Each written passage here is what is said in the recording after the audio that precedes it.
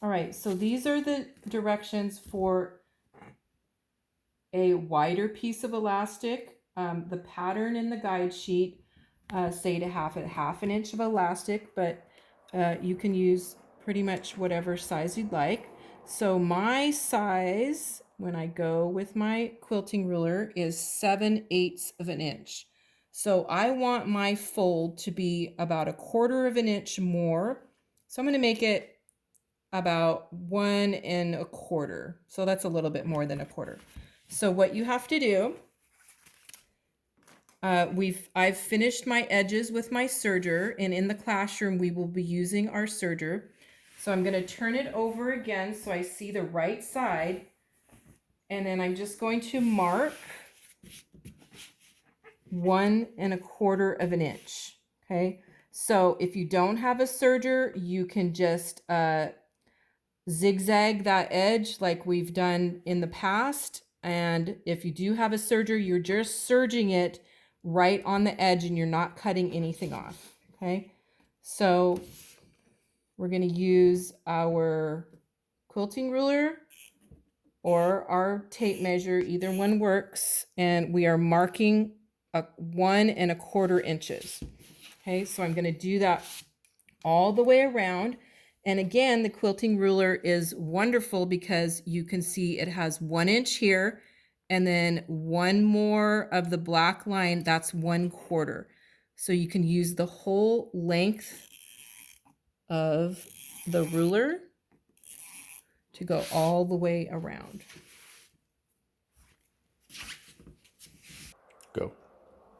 All right, so now that I have my 1 1/4 inch, I am just going to fold it over, fold it under, and I'm going to press that down so I know right where to stitch. Remember your sewing safety. And I'm just going to keep going along that edge and pressing it down.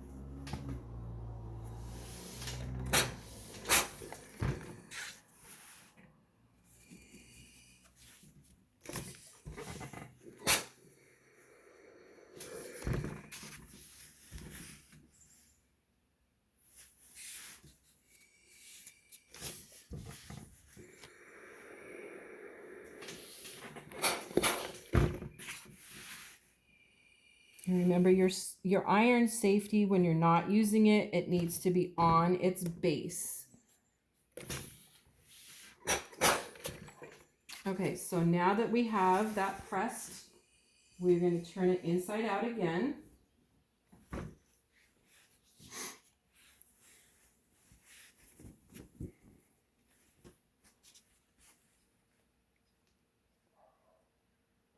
And then I am going to show you a trick how to know where the back is, because you need to know. We're going to mark where the back is at, and then we're going to make a little tab on it to know, like you would have a tag on the back.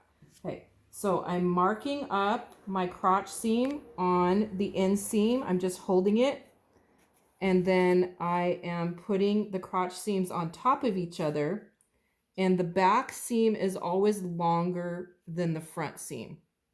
So I am going to mark that. And then I'm going to come over to my machine and I will show you what we're going to do to put a temporary tag on it. Go. All right, so now that I'm over to the machine, I want to mark where my back is at, so I know when I put on my pajamas that I have the back and the back and the front and the front.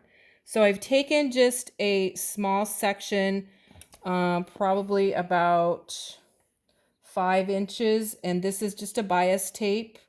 You can use just a scrap piece of fabric if you'd like. It really doesn't matter what it is. And I'm going to turn it to the inside so I know this is my back. I'm going to take my pin out. That just marked it for me. And I'm just going to stitch this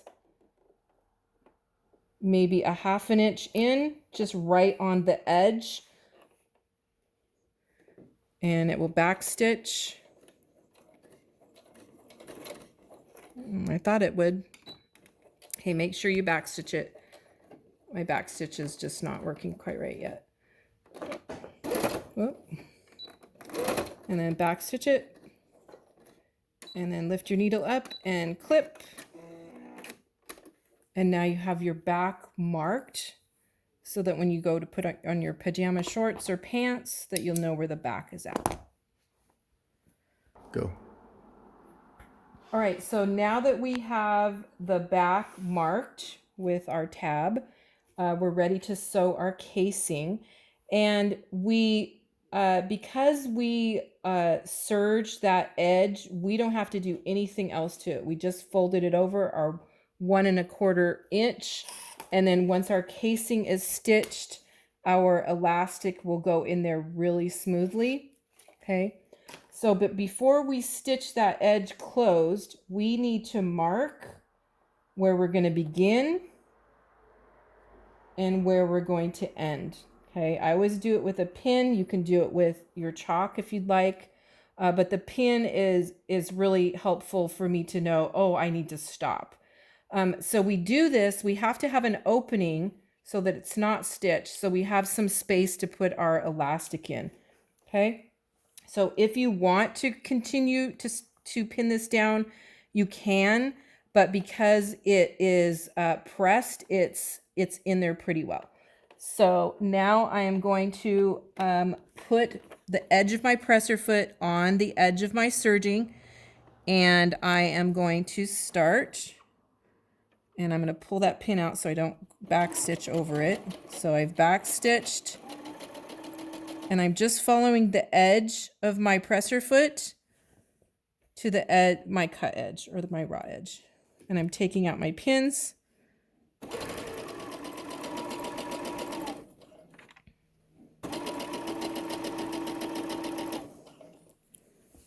Okay, so now we're coming to the side seam, and those were pressed open. So just make sure they're nice and flat inside your casing. That'll be important later when you're inserting your elastic.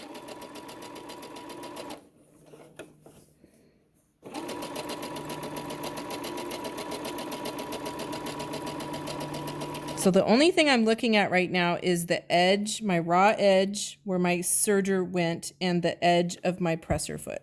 I'm not looking at the needle. And then as I go, I'm stopping and making sure everything is flat underneath the machine.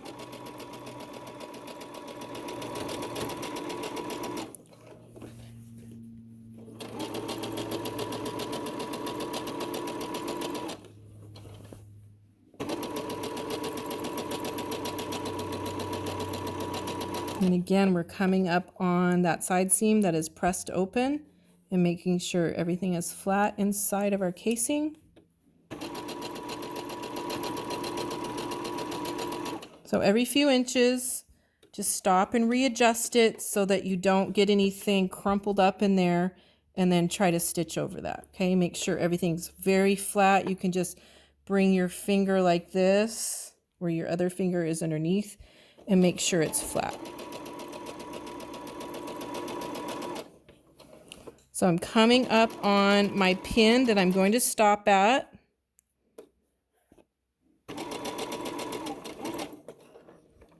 So I'm going to take that out, and then I'm just going to back stitch,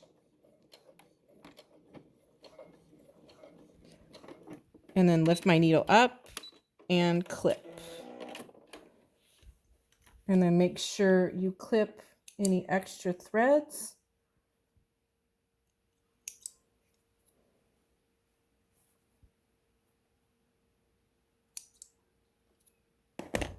And now your casing is ready for your elastic.